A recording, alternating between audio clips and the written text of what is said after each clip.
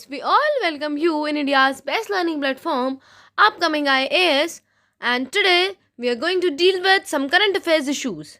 And the topic of the discussion for today is about the GI tag for Bepur Uru. I hope you all are doing well, so without doing any further delay, let's start the video. And first of all, we will discuss about its why that it is in news. So recently जो district tourism promotion council है उन्होंने जो famous Beypore उरू ये एक boat है इसके लिए बोला है कि इसको जीआई टैग मिलना चाहिए, जोग्राफिकल इंडिकेशन मिलनी चाहिए. और स्टूडेंट्स, अगर हम बेपुर उरू के बारे में बात करें तो ये केरला का एक बहुत ही ज़्यादा पुराना ऐसा सिंबल है, या फिर हम कह सकते हैं एक फ्रेंडशिप का सिंबल है और ट्रेड रिलेशन का सिंबल है जो वो गल्फ कंट्रीज़ के साथ करते हैं. और ये बेपुर उरू बेसिकली एक बोट है, ओके, जो ट्रेड रिलेशन बताता है और फ्रेंडशिप बताता है कि गल्फ कंट्रीज से कब से उनकी फ्रेंडशिप है, कब से वो लोग ट्रेड करते आए हैं. एंड ये बेसिकली एक प्रीमियम वुड से बनी होती है, बिना किसी मॉडर्न टेक्नोलॉजी के, बिना किसी मॉडर्न मेथड के. जो पुराने ट्रेडिशनल मेथड्स हैं ना उनसे ही यूज़ करके इस बेपुर उरू बोट को बनाया जाता है, यही इसकी खास बात है. एंड स्टूडेंट्स, अगर हम बात करें तो ये बेसिकली बोट है, या फिर आप कह सकते हैं सेलिंग बोट या सेलिंग वेसल, जो वुडन डो की बनी होती है. और इसको केरला के अंदर बेपुर में बनाया जाता है, इसलिए इसको बेपुर उरू भी कहा जाता है. और वहाँ के जो स्किल्ड आर्टिजन्स एंड कारपेंटर्स होते हैं वो ही इसको बनाते हैं, क्योंकि इसको बनाने के लिए जो टेक्निक्स हैं, जो मेथड्स हैं वो पुराने हैं, ट्रेडिशनल हैं.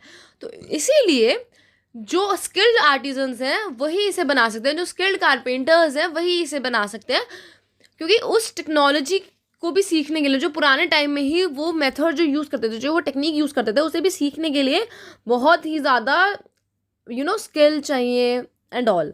एंड ये जो वुड है ये ट्रेडिशनल वे में बनाई जाती है, वुड से कि वुड से जो बोट ट्रेडिशनल वे में बनाई जाती है, जो कि इमर्स एक्सपर्टीज़ डिमांड करती है.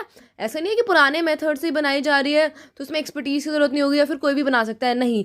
और इसे मैनुअली बनाने के लिए ना 1 से 4 साल का समय लगता है.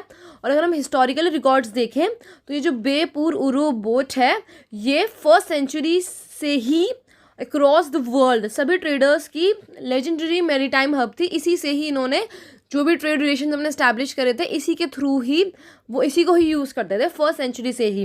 और अगर देखा जाए हिस्टोरिकली कि इसका कब ओरिजिन हुआ था तो ये 2000 सालों पुरानी है ये जो हैंडीक्राफ्ट है ये. और ये हमारे एक बहुत ज़्यादा अच्छी बात भी है स्टूडेंट्स, क्योंकि देखो अगर कोई चीज़ है जो मॉडर्न टेक्निक से ना बना के ओल्डर टेक्निक से, ओल्डर मेथड से बनाई जा रही है, so what does this mean कि जो भी उसे बना रहा है वो एक सिग्निफिकेंट कम्युनिटी होगी, वो वहाँ की एक पर्टिकुलर कम्युनिटी होगी. तो उरू को बनाने के लिए भी एक ऐसी कम्युनिटी की रिक्वायरमेंट होती है जो सिर्फ और सिर्फ उसको जानता है, ओके. तो ऐसे प्रोमिनेंट लोगों को हम बोलते हैं ओडियस. इनका नाम एक ओडम फैमिली से डिराइव होता है, और ओडम का मतलब होता है ऐसी एक छोटी सी शिप जो पहले मालाबार कोस्ट और लक्षद्वीप के बीच में इंटरेक्शन का काम करती हो, ट्रेड का काम करती हो, ओके. तो एक ऐसी कम्युनिटी है ओडियस जो इसे बनाती है उरू को, और दूसरी है खालासिस. ये भी एक प्रोमिनेंट क्लास है जो उरू मेकिंग से जुड़ी हुई है. और अगर हम खालासिस की बात कर रहे हैं तो हमें मप्पिला खालासिस बोलना चाहिए, क्योंकि इनमें जो मेजॉरिटी है वो मप्पिला मुस्लिम्स की है, इसीलिए. तो ये इन दो कम्युनिटीज़ को भी आपको बहुत ध्यान रखना है. ओडियस या खालासिस ये आपके एग्जाम में डेफिनेटली आ सकती हैं. और इससे जो हमारा कल्चर है, जो हमारी चीज़ें हैं हम उसको प्रिजर्व करके रख रहे हैं, क्योंकि सिर्फ और सिर्फ इसी कम्युनिटी के लोग ये बना सकते हैं इसे. और इसे बनाने में 1 से 4 साल लगता था, इसीलिए जो इसकी इम्पोर्टेंस है ना वो अभी तक बनी हुई है. और इसके थ्रू हम अपने कल्चर को और उन लोगों को भी प्रिजर्व करके रख सकते हैं, उन लोगों को हम इम्पोर्टेंस दे सकते हैं. एंड इससे ये जो कम्युनिटीज़ हैं, फिर जो भी ऐसी कम्युनिटीज़ होती है वो बैकवर्ड होती हैं, ये फ्रंट एंड पे आएंगे, सामने आएंगे, एंड इनको भी सबसे सामने कॉम्पीट करने का मौका मिलेगा. जो और आजकल के टाइम पे स्किल्ड लोग चाहिए ना, तो ये स्किल्ड ही तो है स्टूडेंट्स, क्योंकि ये अपने ट्रेडिशनल टेक्निक से बनाते हैं. तो ट्रेडिशनल है बट है तो एक्सपर्टीज़ रिक्वायरमेंट वाली, इसलिए. तो इसी के साथ हम अपने सेशन को यहीं एंड करते हैं. I hope you enjoyed a lot, learned a lot. And one more thing students, आपको पता है कि 12:45 पे आपकी क्विज़ होती है, सो बी प्रिपेयर फॉर दैट. आप सभी वहाँ पे प्रेजेंट रहना और अपने आंसर्स वहाँ पे ज़रूर देना कमेंट सेक्शन में।